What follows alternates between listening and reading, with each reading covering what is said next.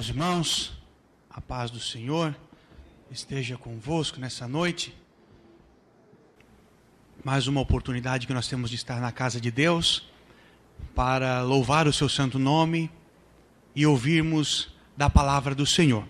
Desta feita, estaremos chegando ao final da nossa série de exposições ao livro de Filipenses, a carta de Paulo aos Filipenses. E hoje nós vamos, pela misericórdia de Deus, nos debruçar sobre o texto que está no capítulo de número 4, o versículo de número 10, até o versículo de número 23.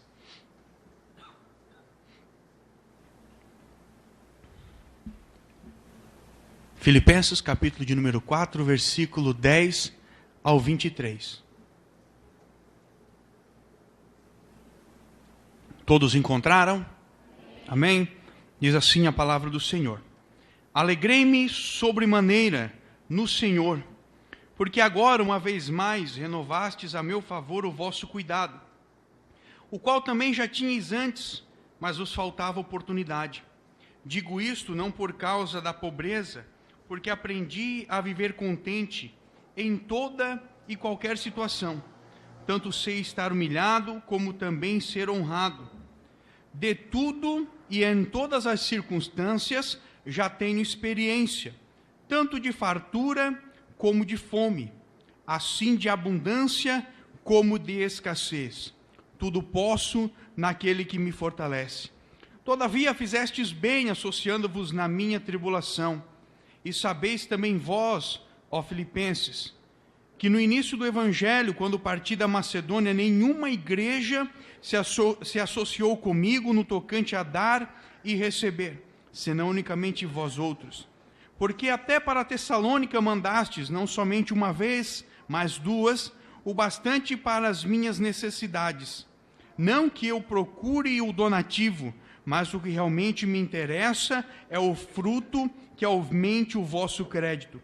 Recebi tudo e tenho abundância.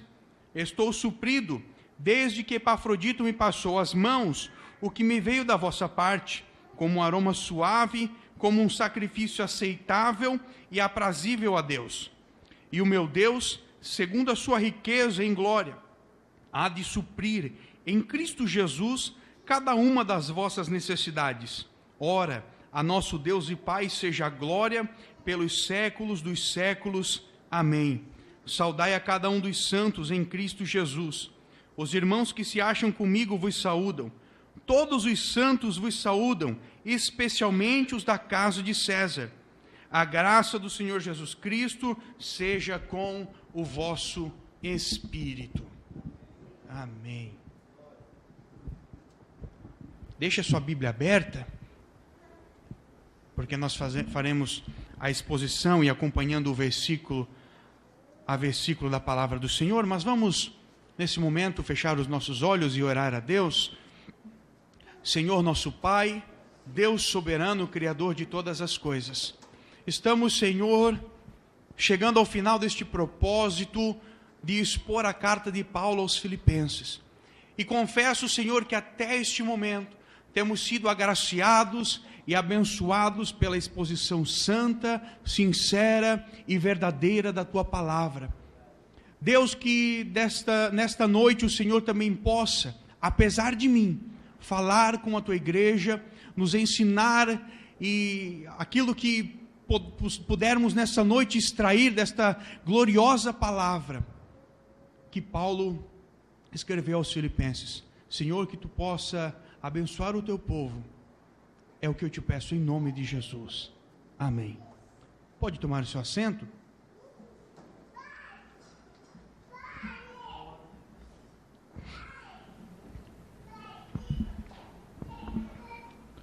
Hoje nós vamos aprender, ou vamos falar, neste texto de Paulo, que Paulo escreve aos Filipenses, sobre a seguinte temática: a alegria no contentamento.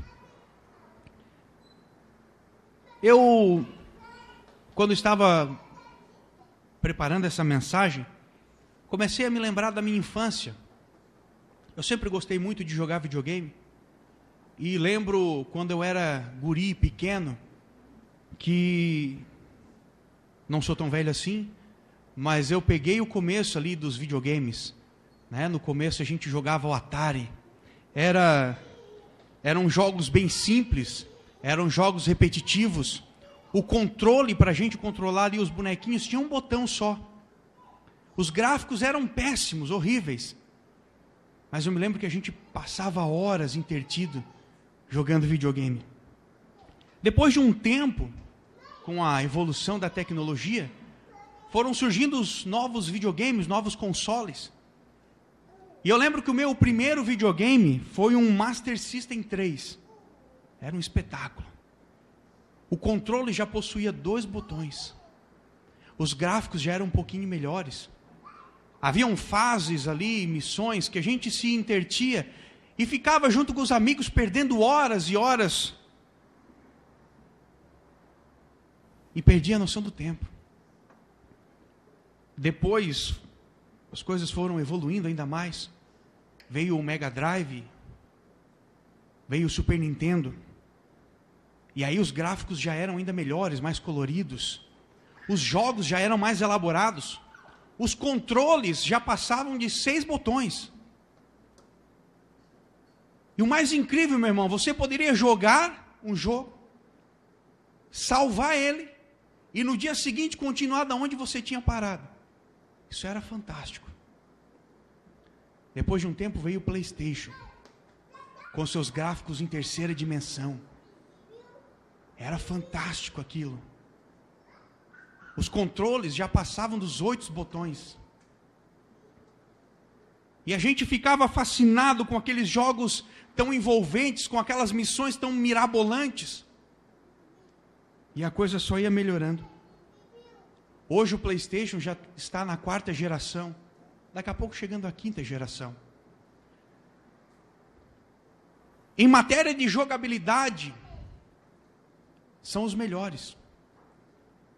Os gráficos dos jogos, para quem já viu, parecem filmes feitos com pessoas reais, de tão boas que são as imagens. Os jogos estão cada vez melhores. E a gente deixa-se se envolver por isso. E fica tão fascinado de onde saiu, lá com o Atari, lá atrás. E aonde chegamos hoje, através da tecnologia. E os controles dos videogames já passam tranquilamente dos 12 botões.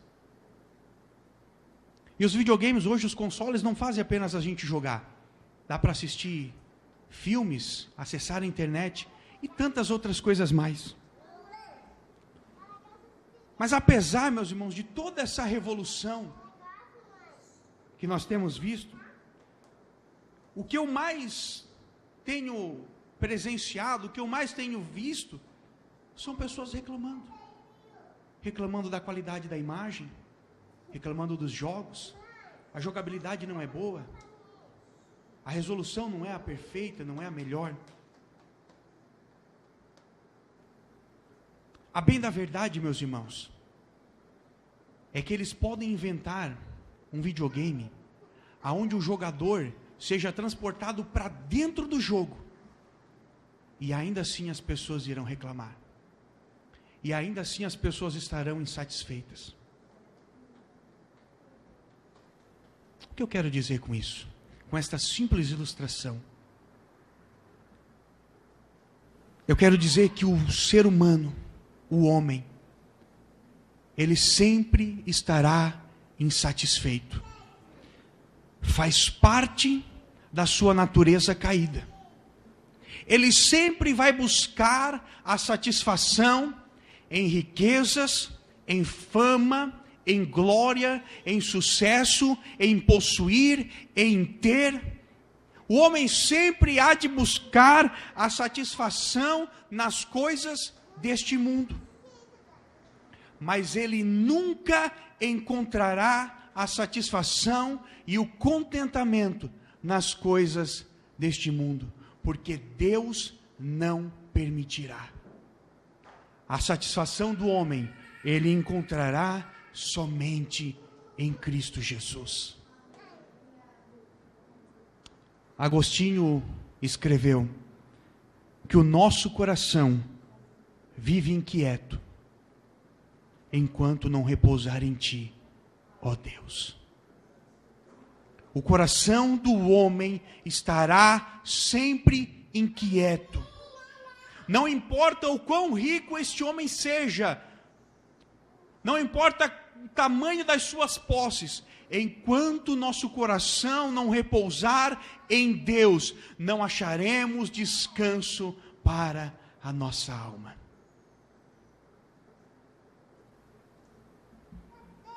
Mas nós aprenderemos nesta noite e falaremos acerca da alegria no contentamento.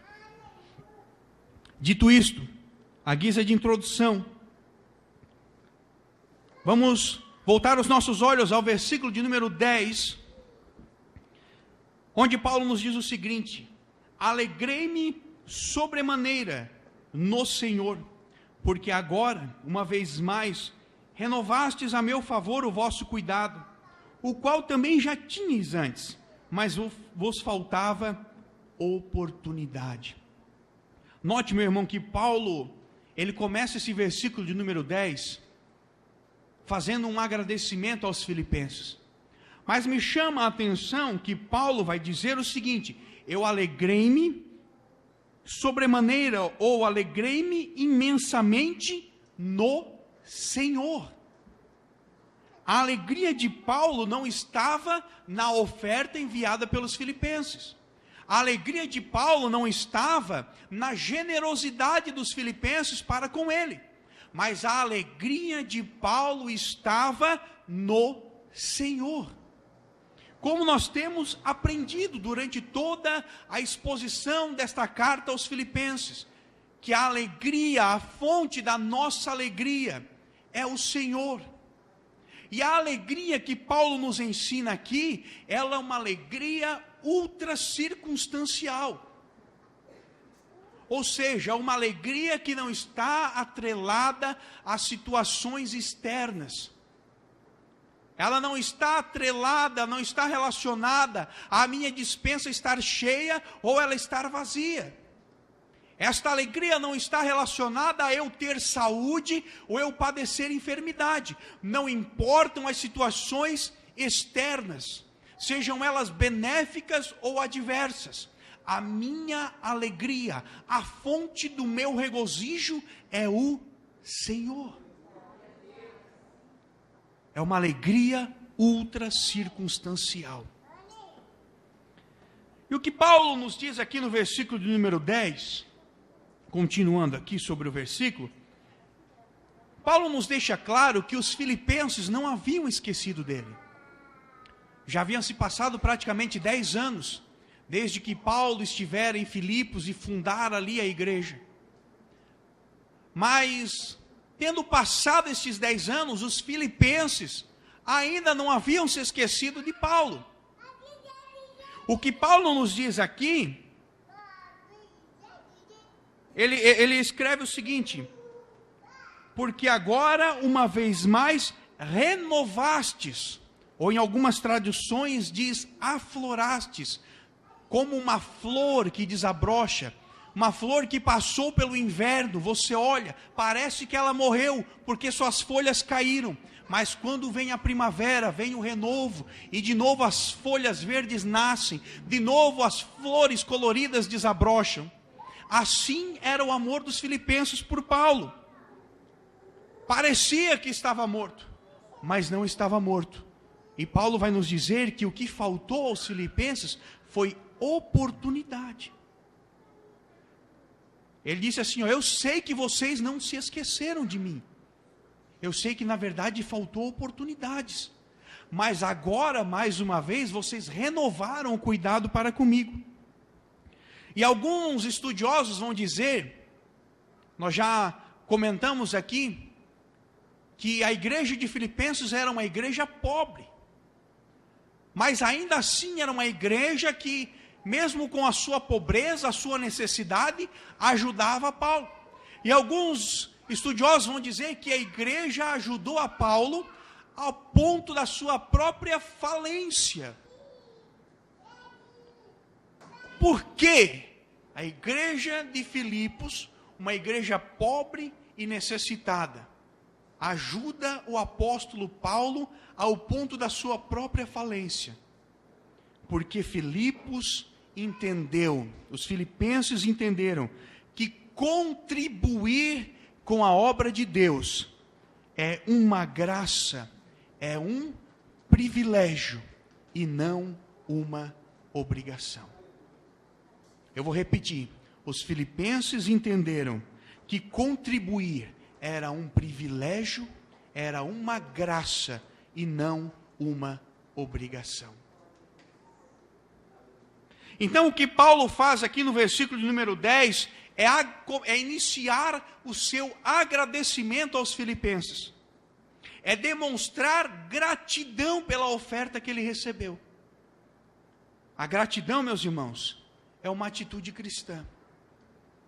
E que nós, eu e você, possamos aprender com este exemplo de Paulo, a demonstrar gratidão àqueles que nos ajudaram, àqueles que nos estenderam a mão, aqueles que nos momentos difíceis estiveram ao nosso lado, sorriram conosco, choraram conosco, que possamos demonstrar gratidão. Amém, meus irmãos? Versículo de número 11. Digo isto, o que Paulo falou, no versículo de número 10, não por causa da pobreza, porque aprendi a viver contente em toda e qualquer situação. O que Paulo está dizendo aqui no versículo número 11 é mais ou menos assim: gente, obrigado pela oferta, muito obrigado por ter lembrado de mim, mas eu já estou acostumado a ter e a não ter, a receber a oferta e não receber a oferta. Eu aprendi o contentamento, e esta palavra contentamento, ela é a palavra-chave desse versículo. E ela é o tema da nossa exposição de hoje, a alegria no contentamento. E tem um autor que vai dar uma definição de contentamento que eu gostei demais. Matt Chandler diz o seguinte: contentamento não é estar satisfeito com os presentes, mas com quem dá os presentes. Contentamento não é estar satisfeito com os presentes, com as coisas, com os objetos, com as posses.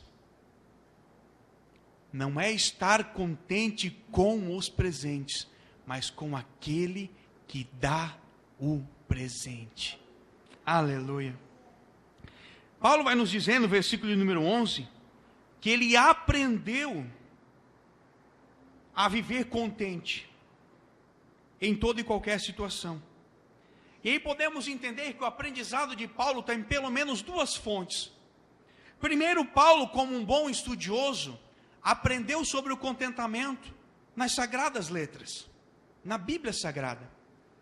Possivelmente quando Paulo aprende com Davi no Salmo 63 e versículo 3, Senhor, o teu amor é melhor do que a vida.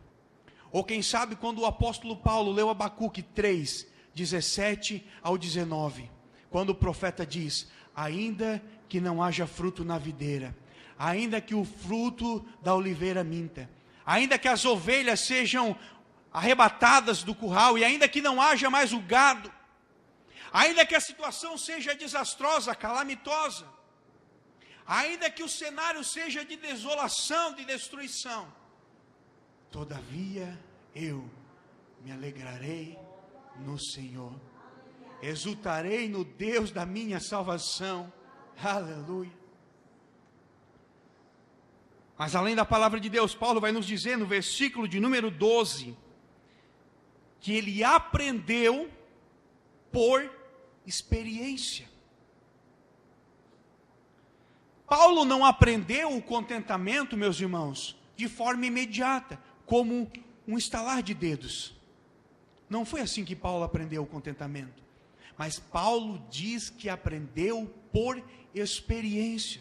E isso levou anos, isso levou tempo, isso levou diversas experiências do apóstolo para com a provisão de Deus. Até que ele chega ao ponto dele dizer: eu aprendi a estar contente em Deus. De acordo com Warren Wiersbe, o contentamento não é fuga da batalha, mas sim paz e confiança permanentes em meio à batalha. É isso que Paulo está dizendo. Eu aprendi a ter paz e a confiar em Deus em meio à batalha, em meio às dificuldades, em meio às adversidades, tendo muito, tendo pouco. Eu aprendi a confiar, a esperar e ter paz em Deus, de que Ele vai suprir as minhas necessidades. Então Paulo aprendeu com a experiência, com o passar dos tempos. É interessante que esta palavra contentamento, que Paulo utiliza no versículo de número 11, é uma palavra que no grego, no original, era um termo muito conhecido da cultura grega. Ele era um termo usado pela escola estoica.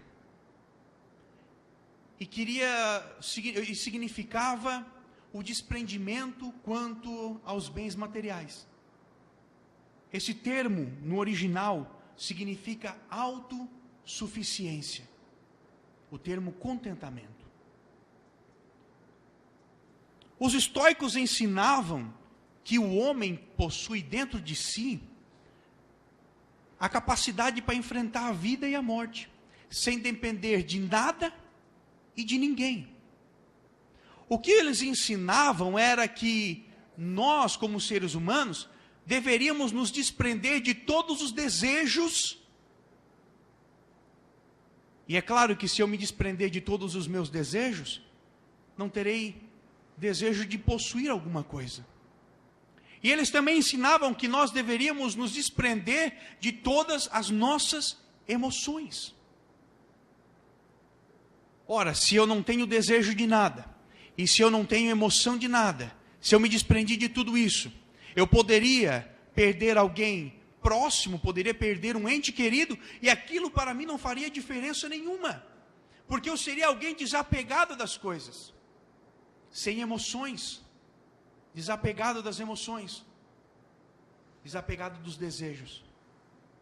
Mas o problema deste ensinamento aqui é que os estoicos transformavam os seus próprios corações em desertos, em terras áridas, em terras secas, e chamavam isso de paz, de contentamento.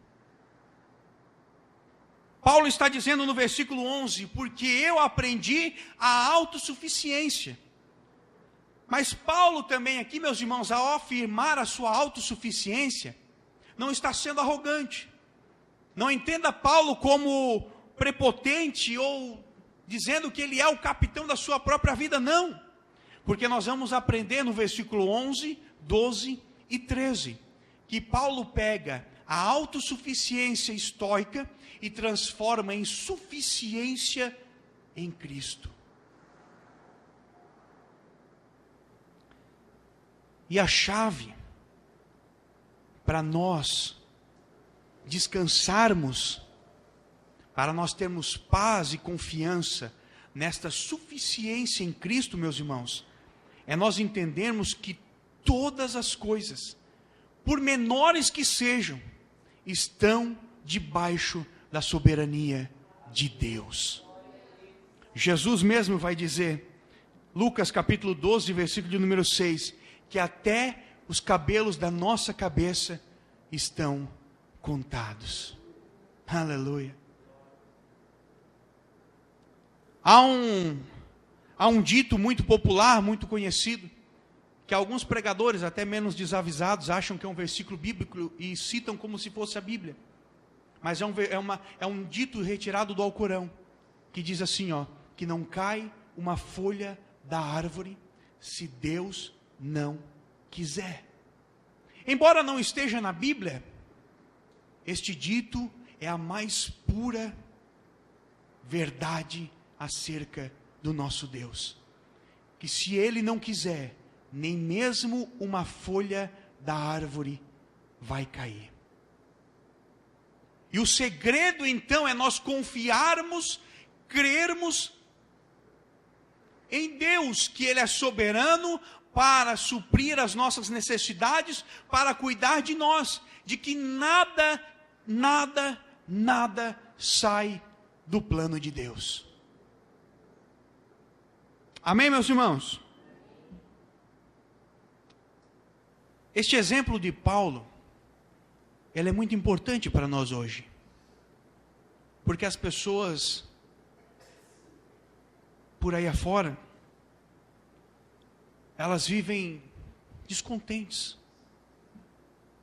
vivem insatisfeitas, como um saco furado, está sempre enchendo, mas está sempre vazio, está sempre enchendo, mas está sempre vazio, porque estão buscando a autossuficiência, ou porque estão buscando a satisfação e um contentamento em coisas deste mundo, coisas passageiras, quando na verdade o verdadeiro contentamento está em Cristo. Paulo, assim como o salmista Davi no Salmo de número 23, entendeu muito bem este contentamento em Cristo, quando ele no versículo 1 diz: o Senhor é o meu pastor e nada me faltará. Mas a melhor tradução, ou melhor entendimento seria: se eu tenho Deus na minha vida, se Ele é o meu pastor, então eu não tenho falta de mais nada. Meu irmão, se Cristo é tudo, e se você tem Cristo, não te falta mais nada. Eu vou repetir: se Cristo é tudo, e se você tem Cristo, não te falta mais nada. Amém, meus irmãos? Versículo de número 12. Tanto sei estar humilhado, como também ser honrado. De tudo e em todas as circunstâncias já tenho experiência, tanto de fartura como de fome, assim de abundância como de escassez. Eu gosto da tradução da Bíblia de Jerusalém, que diz o seguinte: sei viver modestamente, e sei também como haver-me na abundância. Estou acostumado com toda e qualquer situação, a viver saciado e a passar fome, ter abundância e sofrer necessidade. Aqui, quando Paulo fala sobre ter abundância, é muito provável que ele esteja se referindo aos seus tempos antes de se converter a Cristo. Lembrando que Paulo, ele era um nobre cidadão de Tarso, um proeminente fariseu, hebreus de hebreus. Então Paulo, ele era um homem muito bem quisto, um homem muito bem posicionado na sociedade. Mas depois que Paulo tem o seu encontro com Cristo, a sua vida passa por uma reviravolta. E Paulo, então, nós vamos encontrar nas Sagradas Escrituras o apóstolo vivendo uma vida muito mais modesta, muito mais simples. E não somente uma vida mais modesta, mas uma vida provada, como nós acabamos de falar, uma vida de experiências. E Paulo vai nos dizer que essas experiências foram das mais diversas. Ele passou por fome, sede, açoites, apedrejamento, nudez, naufrágio, perseguição, dos de fora, dos de dentro.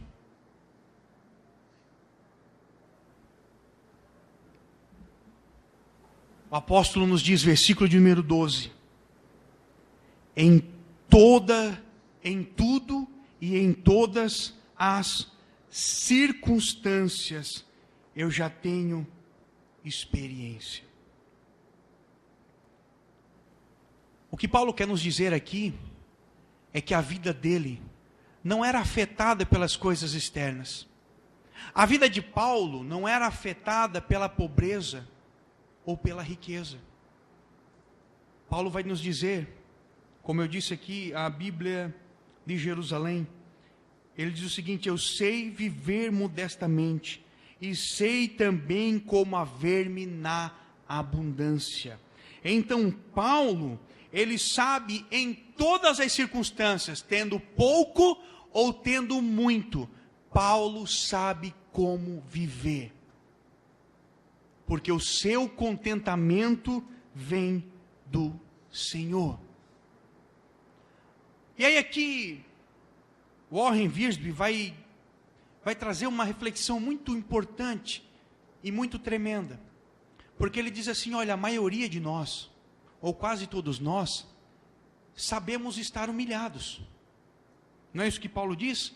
Eu sei estar humilhado como sei estar honrado. A maioria de nós, diz Wiersbe, sabe estar humilhado. Porque quando nós estamos enfrentando dificuldades, nós corremos aos pés do Senhor. O problema é que poucos de nós sabem ser honrados. E aí ele vai finalizar e dizer: a prosperidade causa mais estragos na vida dos cristãos do que a adversidade. Eu vou repetir: a prosperidade causa mais estragos na vida dos cristãos do que a adversidade, porque muitos de nós não sabem lidar com a prosperidade. É pecado? De forma alguma. De forma alguma. Ser próspero não é errado. O grande problema é que muitos não sabem conviver com isto. Veja o exemplo da igreja de Laodiceia. Olha o que essa igreja disse para o Senhor: Senhor, eu estou rico e abastado, e de nada tenho falta. A riqueza, a prosperidade cegou aquela igreja. Eles achavam que estavam ricos, prósperos, tinham tudo em abundância e que nada lhes faltava. Aí Jesus olha e diz: vocês são uns coitados, porque vocês são pobres, vocês são cegos e vocês estão nus. Deixaram-se corromper pela prosperidade. Não é errado, não. Mas se o nosso contentamento estiver em Cristo, como disse Paulo, eu tanto sei ser pobre como ser rico, em ambas as situações eu sei como me portar, porque isso não me interessa, o meu contentamento está em Cristo Jesus.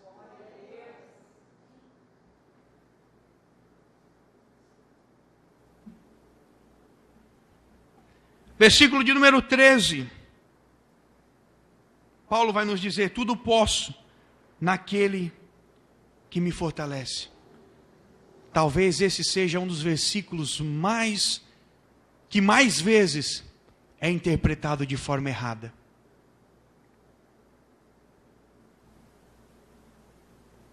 Tudo posso naquele que me fortalece. Os amantes da teologia da prosperidade vão pegar esse versículo e vão dizer que a gente pode todas as coisas, que nós podemos, ou até que nós devemos, em alguns casos,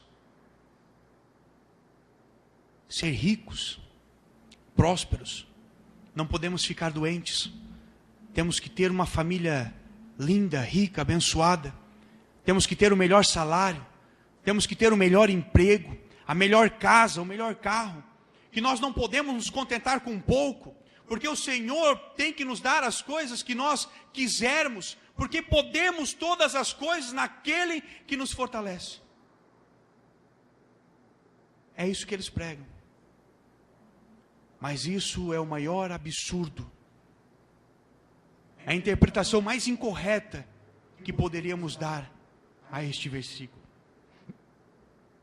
Porque quando Paulo está dizendo, eu tudo posso naquele que me fortalece, Paulo não está dizendo aqui que eu posso projetar, sonhar, desejar o que eu quiser, com o apoio de Cristo. Cristo vai me apoiar em todas as coisas. eu posso decretar qualquer coisa que Cristo vai assinar embaixo. Não é isso que Paulo está nos dizendo. E para que possa ficar um pouco mais claro, eu quero usar aqui a tradução que J.B. Phillips traz desse versículo, quando ele traduz o seguinte: estou pronto para qualquer coisa, por meio daquele que vive dentro de mim. É isso que Paulo está querendo dizer. Eu estou pronto para qualquer coisa. Que coisas são essas? O que nós acabamos de falar. Tanto a ter em abundância, como estar em escassez. Como ter o que comer e como não ter o que comer. Como ter fartura, como a padecer necessidade. Estou pronto para qualquer coisa, por meio da força daquele que vive dentro de mim. Essa força, meu irmão, não vem de nós, como os estoicos diziam. Essa força não vem de nós, mas ela está em nós. Essa força vem de Cristo. Cristo é a fonte da nossa satisfação. Cristo é a fonte do nosso contentamento. O próprio Senhor Jesus vai dizer em João, capítulo de número 15, que Ele é a videira, que nós somos os ramos. Se nós estivermos nele, nós damos fruto. Mas ele disse assim: mas sem mim, nada podeis fazer. A força, a seiva bruta, que nos faz florescer, que nos faz dar frutos, vem do Senhor, a videira, e nós somos os ramos. A força não vem de nós, mas ela está dentro de nós. Esta força é o nosso Senhor e Deus.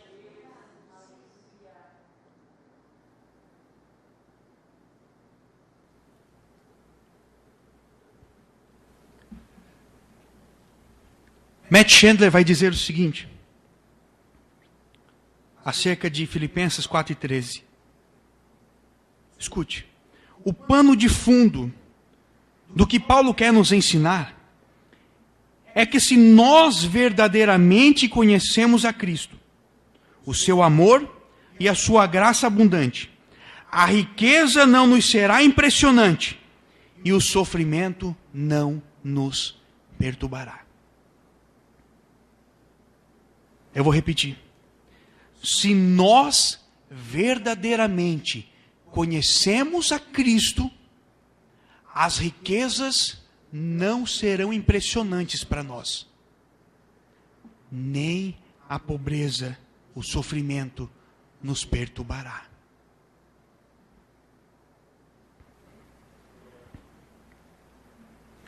Se nós verdadeiramente conhecemos a Deus, seu amor, sua graça, sua provisão, se a nossa alma está satisfeita em Deus,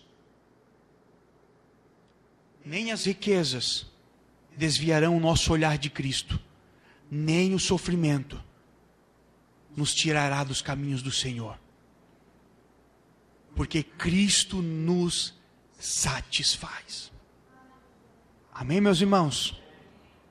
Versículo número 14, 15 e 16.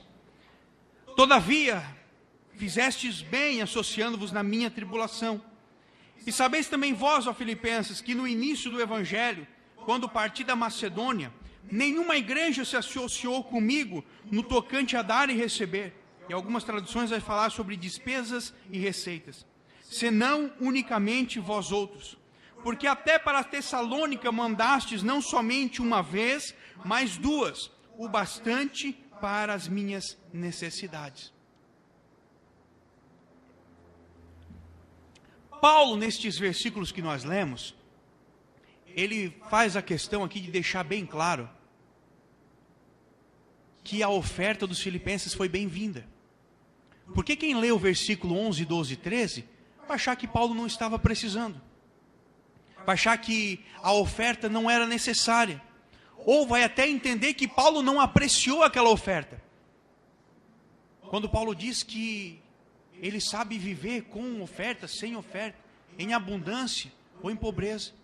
Então Paulo faz questão de escrever agora estes versículos para não deixar essa impressão de que ele não estaria apreciando a oferta, o donativo que ele recebeu. Mas ele vai dizer lá no versículo 14, como nós lemos, ele diz: Filipenses, todavia, fizestes bem em associar-vos na minha tribulação. E aí me chama a atenção aqui o que Paulo fala acerca do donativo que os filipenses haviam enviado para ele. Como nós havíamos dito, haviam se passado praticamente 10 anos.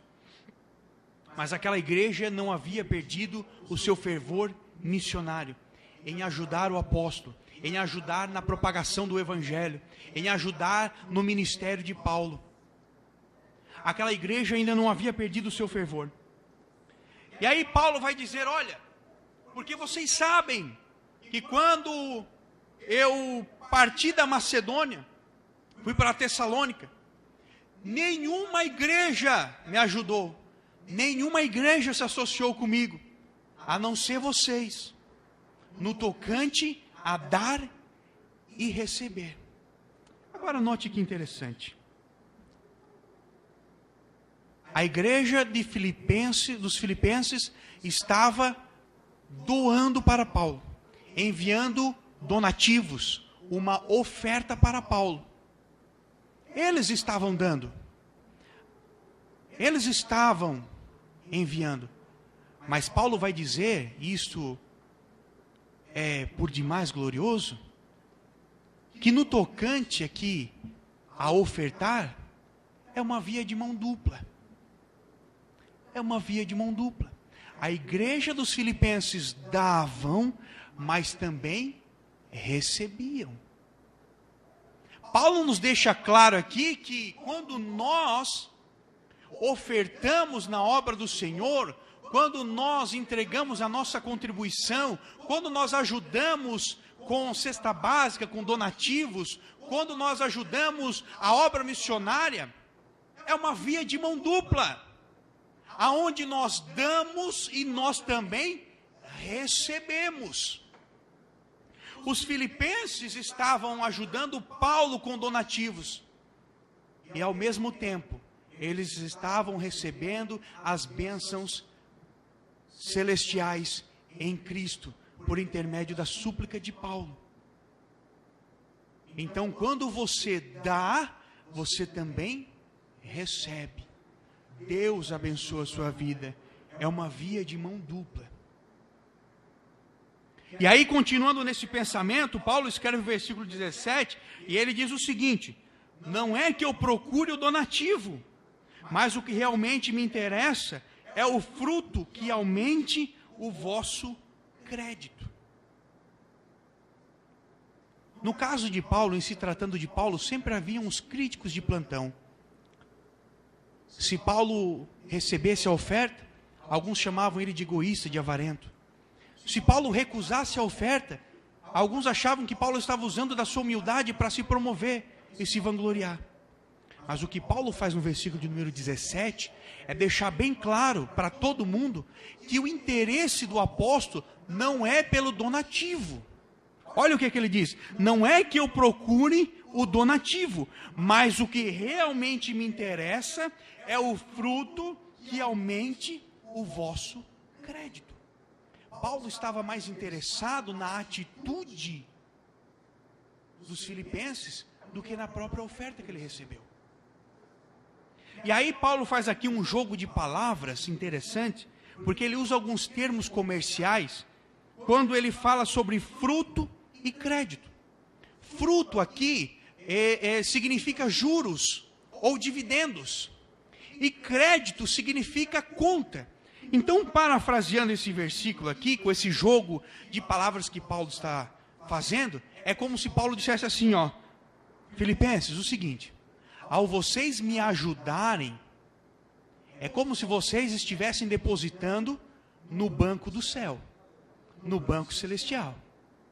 E esse depósito que vocês estão fazendo lá, vai render juros, vai render dividendos, que serão bênção para vocês, vai aumentar o vosso crédito, vai engordar a conta bancária de vocês.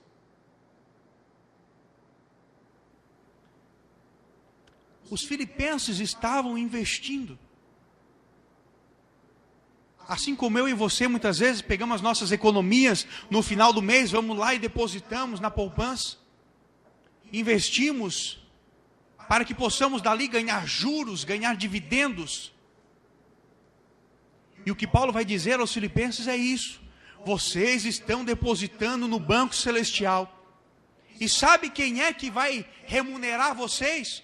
Sabe quem é que vai contabilizar aqui os débitos e créditos? Sabe quem é que vai fazer render esse dinheiro de vocês? É Deus.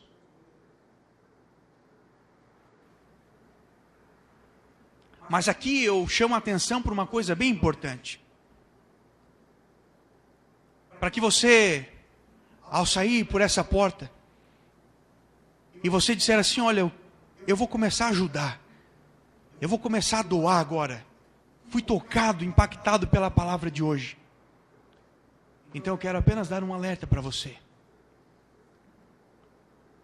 Porque nós somente seremos enriquecidos com as bênçãos de Deus quando o nosso donativo, quando a nossa oferta, a nossa contribuição for dada do modo correto. Porque se nós dermos para a nossa própria glória, para atrair para nós os holofotes, para atrair para nós os aplausos, para atrair para nós o tapinha nas costas, estamos ofertando, estamos doando com a motivação errada. Mas quando nós doamos com a motivação correta, isto é bênção para nós. Como diz Paulo, é uma via de mão dupla, é dar e receber. E a Bíblia vai nos dizer e corroborar isso. Provérbios 11 e 25. A Bíblia diz que a alma generosa prosperará. Ainda em Provérbios, capítulo 19, versículo 17, a Bíblia diz o seguinte: quem se compadece do pobre, ao Senhor empresta. Meu Deus, meu irmão. Melhor do que emprestar para Bradesco, Santander, Itaú, Sicredi, Unicred, por aí vai. É emprestar para Deus. Deus não fica devendo nada para ninguém. Aleluia. Quem se compadece do pobre, ao Senhor empresta. 2 Coríntios capítulo 9, versículo 7. Deus diz o seguinte: porque Deus ama a quem dá com alegria. Quem dá com liberalidade, com proporcionalidade, com desprendimento, como nós já ouvimos aqui pelo pastor. Deus ama quem dá com alegria, quem dá sem esperar receber nada em troca. Ainda sobre isto, a Bíblia vai nos dizer em 2 Coríntios 9, que aquele que semeia em abundância também colherá. Você quer que as bênçãos de Deus sejam prósperas na sua vida? Semeie em abundância. Quer colher muito? Plante muito. Se você plantar pouco, você vai colher pouco. É a lei da semeadura. A gente planta aquilo que a gente colhe. E a gente colhe na proporção que nós plantarmos. Então você quer ser muito abençoado por Deus? Plante muito. Plante. Aquele que semeia em abundância também colherá. E aí, meu irmão, eu encerro aqui o versículo de número 17 dizendo o seguinte: aquele que doa para a obra de Deus, ele não fica mais pobre. Muito pelo contrário. Ele se abre para então receber as bênçãos de Deus. E as bênçãos de Deus são incontáveis, inimagináveis e imensuráveis. Amém, meus irmãos? Aleluia. Versículo de número 18 para nós já irmos caminhando para o final. Paulo vai dizer tudo: recebi tudo e tenho em abundância. Estou suprido desde que Epafrodito me passou as mãos o que veio da vossa parte. como um aroma suave, como um sacrifício aceitável e aprazível a Deus. Nós vimos que no versículo de número 10, Paulo compara a oferta dos filipenses a uma árvore brotando, renovando as suas folhas.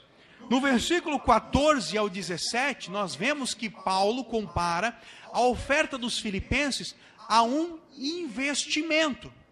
E agora no versículo de número 18, Paulo vai comparar a oferta dos filipenses a um sacrifício. Paulo traz em sua memória a oferta, os sacrifícios que eram ofertados a Deus no Antigo Testamento, aos quais subiam como um cheiro suave e agradável às narinas de Deus. Então nós podemos aprender aqui, meus irmãos, que a nossa oferta, a nossa contribuição com a obra do Senhor, com o carente, com o pobre, com o necessitado, ela também é uma forma de nós louvarmos e glorificarmos a Deus. Na tua oferta, na tua contribuição, na tua ajuda missionária, no pão que você dá ao necessitado, no alimento que você distribui àquele que precisa, Deus também recebe isto como um louvor, como algo agradável às suas narinas. Mas lembre-se daquilo que eu falei, tudo vai depender da motivação. Se você der com a motivação errada, não espere que Deus receba isto como um louvor. Tá certo, meus irmãos? Versículo 19. E aqui é uma verdade gloriosa, da qual Paulo vai nos dizer. Olha o que ele diz aqui. O meu Deus, segundo a sua riqueza em glória, há de suprir em Cristo Jesus cada uma das vossas necessidades. Quando Paulo diz que Deus há de suprir aqui, segundo a sua riqueza em glória, Paulo está querendo dizer o seguinte: olha, Deus não apenas dará das suas riquezas, mas Deus dará na proporção, na amplitude e na intensidade das suas riquezas. Deus não apenas dará das suas riquezas, mas numa escala que se compare às suas riquezas. E aí deixa eu te dizer uma coisa, meu irmão, as riquezas de Deus não têm limites. Aleluia.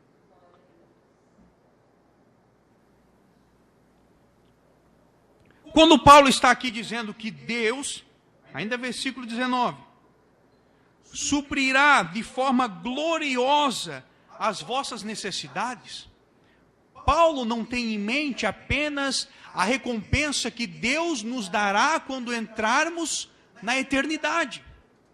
Mas Paulo também tem em mente aquilo que Deus fará por mim e por ti, quando aqui nesta terra padecermos ou enfrentarmos necessidades. Agora veja bem, esta palavra, necessidades. Paulo finaliza o versículo número 17 com ela, necessidades. Paulo diz o seguinte: Deus suprirá as vossas necessidades. Paulo não está dizendo que Deus suprirá os nossos desejos. Deus suprirá as nossas necessidades, segundo a sua riqueza. Nós temos necessidade de comer, certo? Arroz e feijão resolve o problema? Resolve. Às vezes o meu desejo é comer camarão, mas o arroz e feijão resolve o problema. Então veja que Paulo diz: Deus há de suprir todas as vossas necessidades. Deus não vai dar aquilo que desejamos, mas Deus proverá tudo aquilo que nós necessitamos. E aí eu digo mais: Deus não nos dará, meu irmão, porque Ele nos deve alguma coisa, mas Deus nos dará porque Ele nos ama e porque a sua graça não tem limite, é abundante. Aleluia. Versículo número 20, nós já vamos caminhando para o final. Ora, a nosso Deus e Pai seja a glória pelos séculos dos séculos. Amém. Você vai ver que toda a carta de Paulo, ela explode em louvor a Deus. Paulo sempre vai adorar a Deus nas suas cartas, nos seus escritos. E este louvor de Paulo aqui, no meio deste agradecimento, é uma expressão que vem lá do profundo do coração do apóstolo, de alguém que foi alcançado pela graça de Deus, alguém que está satisfeito em Deus. Por isso que Paulo, quando olha a providência de Deus, quando Paulo olha a mão de Deus agindo em seu favor, o que Paulo faz é explodir em verdadeira e genuína adoração a Deus. Para nós encerrarmos, versículo 21 e versículo de número 22. Saudai a cada um dos santos em Cristo Jesus. Os irmãos que se acham comigo vos saúdam. Saudai a cada um dos santos. Todos os santos vos saúdam, especialmente os da casa de César. Duas coisas me chamam a atenção aqui. Primeiramente, Paulo diz: saudai a cada um dos santos. Paulo não quer deixar ninguém de fora, porque para Paulo todos são importantes. E aí ele diz assim: olha, o pessoal aqui da casa de César manda um abraço especial para vocês, manda uma saudação especial para vocês. E aqui, quando fala daqueles que são da casa de César, Paulo não está se referindo aos familiares e parentes de César, mas aqueles que trabalhavam dentro do palácio, sejam soldados, sejam escravos, sejam oficiais, sejam aqueles que estavam ali incumbidos de prestar o serviço civil dentro do império de César. E aí nós vamos aprender aqui pelo menos 3 verdades sobre este versículo aqui. Primeiro, não é o lugar que faz a pessoa, mas a pessoa que faz o lugar. Veja bem, veja que Paulo estava preso, mas Paulo transformou a sua prisão em um campo missionário. Os soldados que estavam ali acorrentados a Paulo diariamente, ouviam todos os dias a palavra do Senhor, o evangelho de salvação. Paulo transformou o seu cárcere, a sua prisão, em um campo missionário, e até aqueles que estavam dentro do palácio de César foram alcançados pelo evangelho. Paulo influenciou o ambiente onde ele estava, ao invés de ser influenciado. Meu irmão, seja você um influenciador, ao invés de ser influenciado. Lá no seu trabalho, na escola, na sua família, agora, nessas festas de finais de ano, onde as famílias se reúnem. Seja você um influenciador, ao invés de ser influenciado. Influencie para o bem e não seja influenciado para o mal. Segunda coisa que eu aprendo, que para Deus não há vida irrecuperável. O evangelho alcançou e transformou até as vidas que viviam no palácio de César, um lugar de opressão, de traições, de violência. Não há vida irrecuperável. E o que mais me conforta, meus irmãos, é que não é a minha pregação, não é a minha eloquência, não são as palavras bonitas e rebuscadas que muitas vezes procuramos usar, que vai convencer alguém do pecado. Mas é o Espírito Santo, é Ele quem convence, através do Evangelho, que nós muitas vezes falhos, limitados, expomos, mas não é pelas minhas forças, não sou eu quem convence do pecado, mas é o Senhor, e por isso que eu não estou em depressão, Por isso que a minha alma está alegre, porque eu sei que é Ele que vai em cada um daqueles que Ele chamou e escolheu, e rompe o coração de pedra, coloca um coração de carne. É Ele que vem e derruba as escamas. Não sou eu que convenço. Apesar de mim, Deus ainda alcança as vidas pelo seu poder. Terceira coisa que eu aprendo neste versículo: as oportunidades estão ao nosso redor. Paulo estava preso, mas não perdeu a oportunidade. Meu irmão, não perca as oportunidades, mas em todo momento fale de Cristo. Versículo número 23, e nós encerramos. A graça do Senhor Jesus Cristo seja com o vosso espírito. Paulo começa essa carta lá em Filipenses, capítulo de número 1, falando da graça de Deus. E ele termina esta epístola falando da graça de Deus, do favor não merecido. O que Paulo faz aqui no versículo de número 23 é nos trazer a lembrança o sacrifício de Cristo, da sua graça que nos alcançou. O que Paulo faz no versículo de número 23 é nos lembrar da misericórdia de Deus. Porque pela misericórdia de Deus, nós não recebemos o que deveríamos receber, mas pela graça de Deus, recebemos aquilo que não merecíamos receber. Eu vou repetir mais uma vez: pela misericórdia de Deus, Ele não nos dá aquilo que merecemos, mas pela sua graça, Ele nos dá aquilo que nós não merecemos. Aleluia. Em Cristo, meus irmãos, nós fomos eleitos, fomos chamados, fomos justificados, fomos santificados, fomos glorificados. Eu concluo e termino dizendo que somente em Cristo encontraremos a satisfação e o contentamento para as nossas almas.